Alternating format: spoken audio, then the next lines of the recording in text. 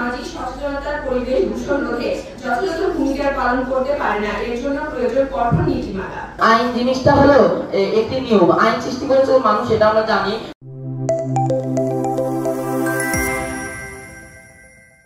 প্রথম বক্তা মিশকাতুল ফেরদৌস, দ্বিতীয় বক্তা হচ্ছে ফাহমিদা হক, তৃতীয় বক্তা হুমায়রা।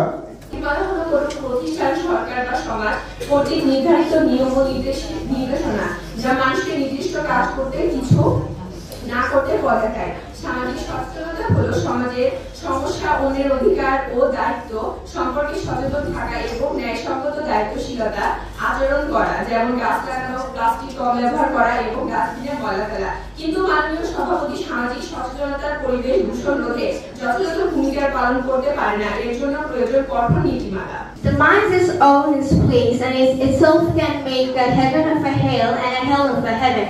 ওর নিজেই ক্ষমতা রাখে, প্রতিপক্ষ আজ নিজেই অগত্যা এবং অনিশ্চয়তার জগতে আটকে স্বভাবতই ভুল পথকে স্বর্গ মনে করছেন। সম্মানিত সভাপতি, বিচারক মণ্ডলী এবং শ্রোতাবৃন্দ, আজকের বিতর্কের বিষয় পরিবেশ দূষণ রোধে শুধু নীতিমালা নয়, বাংলাদেশ 1995 সালে পরিবেশ আইন অনুযায়ী অনেক কারখানা বন্ধ করেছে, ইটিপি বসিয়েছে, সচেতনতার কারণে নয়, আইনের জোরে। দ্বিতীয়ত, আইন ও নীতিমালা বাস্তবভাবে ব্যবসা, শিল্প, নাগরিকরণের কার্যকলাপ সীমিত করেছে। উদাহরণস্বরূপ 2010 সালে চীনের national ambient air quality standards কার্যকর হলে বেইজিং এর বায়ু দূষণ 30% কমেছে। 2013 সালে আইন প্রয়োগের 5 বছরের ধূলিকণা 42% কমেছে। আইন জিনিসটা হলো একটি নিয়ম, আইন সৃষ্টি করেছে মানুষ, এটা আমরা জানি। তাও আইন সৃষ্টি করছে কোনো না কোনো সচেতন মানুষই। সচেতন মানুষ আইন সৃষ্টি করেছে আমাদের কারণে, যাতে আমরা ভালোভাবে চলতে পারি বা আমাদের পরিবেশটাকে আমরা ভালো রাখতে পারি। আজকের আলোচনার বিষয় আমি বিপক্ষে দাঁড়িয়ে বলতে চাই, পরিবেশ দূষণ রোধে শুধু সামাজিক সচেতনতা যথেষ্ট নয়, কঠোর নীতিমালা ও আইন এখানে সবচেয়ে জরুরি।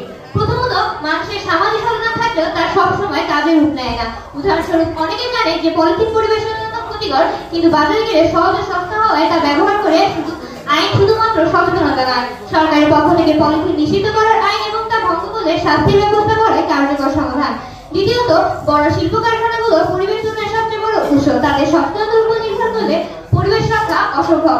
তারা মুনাফার জন্য ক্ষতিকর রাসায়নিক নদীতে ফেলে দেয়। তাই সরকারি নীতিমালা যেমন এফ্লুয়েন্ট ট্রিটমেন্ট প্ল্যান্ট বাধ্যতামূলক করা বা পরিবেশ অধিদপ্তরের নিয়মিত পরিচালনার কার্যকর ব্যবস্থা। সচেতনতা দিয়ে এই দূষণ থামানো সম্ভব নয়।